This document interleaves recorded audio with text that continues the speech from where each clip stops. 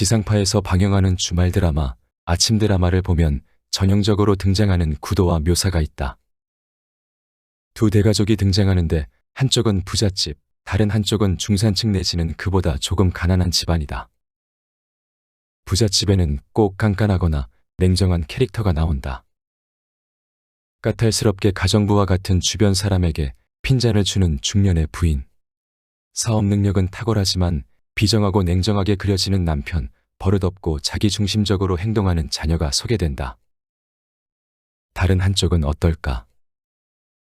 우선 평범 내지 가난한 이 대가족은 10중 8구 화목한 가정으로 그려진다.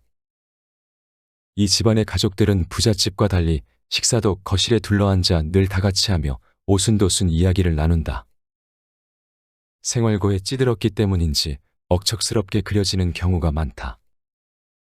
하지만 그 안에서도 인간미가 넘치며 작은 것도 이웃과 나눌 줄 아는 마음의 여유를 갖고 있다. 자녀들은 어떨까? 빗둘게 자란 경우가 거의 없다.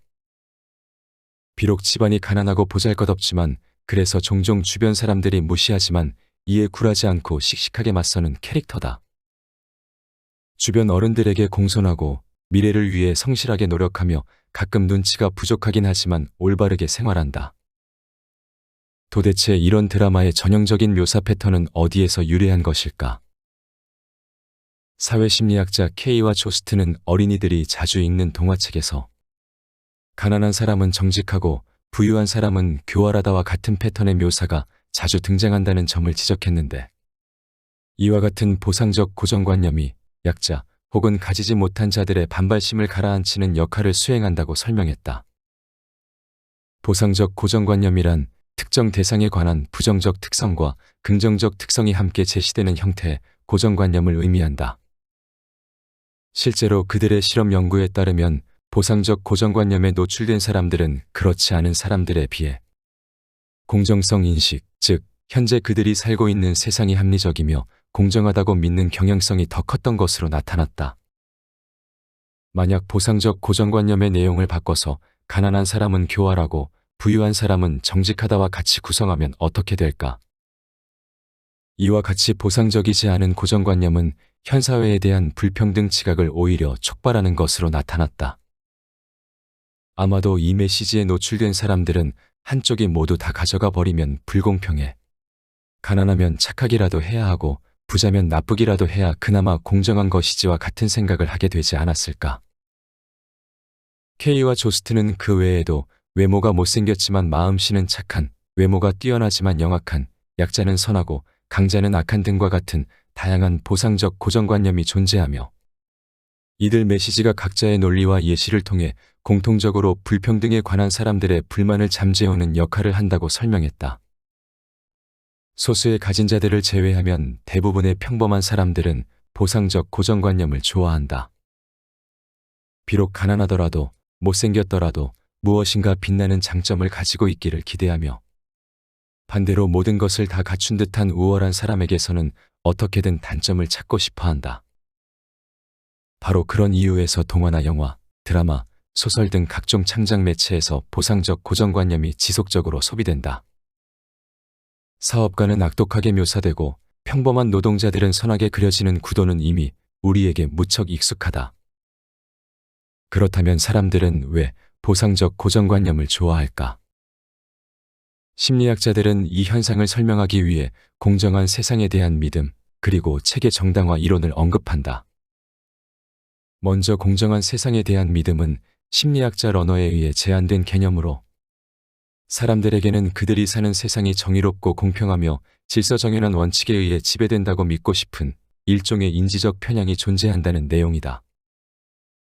구체적으로 사람들은 착한 행동은 결국 보상을 받으며 악한 행동은 언젠가 반드시 벌을 받는다는 믿음을 발전시키는데, 이를 잘 보여주는 고사성어가 사필귀정, 인과응보라 할 것이다. 사람들은 정의로운 세상을 상정함으로써 안전하다는 느낌, 그리고 세상에 대한 신뢰를 얻는다. 착하고 성실하게 살면 언젠가 보상을 받으리라는 기대 덕분에 자기 자신과 세상에 대한 통제감 또한 느끼게 된다. 한편 체계 정당화 이론은 사람들이 현재 시스템과 제도 등을 유지하고 이를 정당화하려는 심리적 욕구를 가지고 있다는 가정에서 출발한다. 해당 이론에 따르면 사람들은 심지어 현재의 제도, 정책 등이 자신에게 불리할 때에도 현재의 것을 공정하고 합법적이며 바람직하다고 보는 경향이 있다. 세상이 본래 무질서하며 불합리하다는 현실을 받아들이는 것보다는 조금 불평등할지라도 어쨌든 현재의 시스템, 제도, 규칙 등을 통해 질서를 유지하고 안정감을 갖는 게 더 중요하다는 인식 때문이다. 요컨대 보상적 고정관념은 세상이 공정하다는 착각, 시스템이 합리적이라는 착각을 지지하는 증거가 되고, 따라서 사람들은 보상적 고정관념을 선호하는 현상을 보인다는 것이다. 하지만 심리학자들은 보상적 고정관념을 포함한 공정한 세상에 대한 믿음이 피해자 비난과 같은 부정적인 결과로 이어질 수 있음을 지적하기도 한다. 예를 들어 세상이 본질적으로 공평하다고 믿는 사람은 다른 사람에게 범죄 피해처럼 나쁜 일이 발생하면 피해자가 그에 합당한 일을 저지른 게 분명하다고 합리화할 수 있다. 불행한 일이 누구에게나 일어날 수 있다는 사실을 인정하면 안도감과 질서가 흔들릴 수 있기 때문이다. 또한 세상은 공정하다는 인식이 확고하면 역설적으로 사회의 불평등을 심화시키는 결과를 낳을 수 있다. 보상적 고정관념과 같은 메시지가 마치 세상이 실제로 공정하다는 착각을 이끌어낼 수 있기 때문이다. 결과적으로 심리학자들은 우리가 반대 증거에 계속 관심을 기울여야 한다고 조언한다. 객관적인 현실에는 선한 약자, 악한 강자도 있지만 악한 약자, 선한 강자도 존재한다. 본질적으로 선함과 악함, 강함과 약함은 별개로 접근해야 하는 문제이다. 가난하더라도 씩씩하다면 그것으로 충분한 것이 아니라 그의 가난이 오롯이 개인적인 원인 때문인지 아니면 사회 구조와 시스템의 문제인지 분리하여 다룰 줄 아는 자세가 필요하다.